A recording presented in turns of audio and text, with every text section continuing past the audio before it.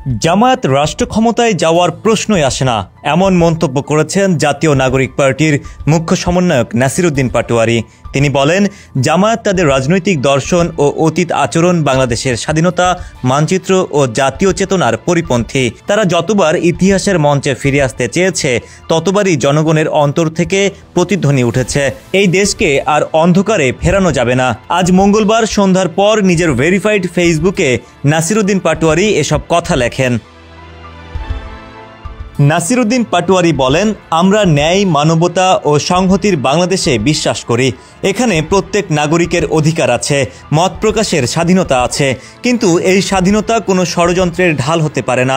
প্রশাসনে ছদ্মবেশে অনুপ্রবেশ, বিভাজনের রাজনীতি বা ধর্মের নামে রাষ্ট্র দখলের চেষ্টা এই মাটিতে আর সফল হবে না।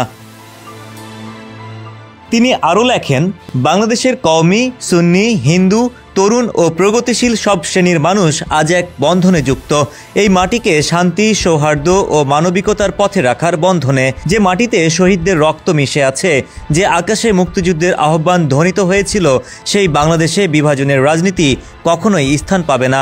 আমাদের দায়িত্ব শুধু প্রতিরোধ নয়, সুরক্ষা। বাংলাদেশের মানচিত্র, ইসলাম ও আলেম উলামাদের মর্যাদা রক্ষার দায়িত্ব।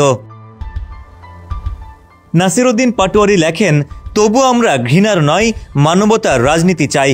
যারা বিভ্রান্ত পথে গেছে তাদের জন্য আমরা দরজা খোলা রাখি, যেন তারা ফিরে আসে গণতন্ত্র, ন্যায় ও মুক্ত চিন্তার বাংলাদেশে। এই দেশ কারো শত্রুতা নয়, এই দেশ সহাবস্থানের, পারস্পরিক শ্রদ্ধার এবং এক নতুন ভবিষ্যতের আহ্বান। ডেস্ক রিপোর্ট, সমকাল।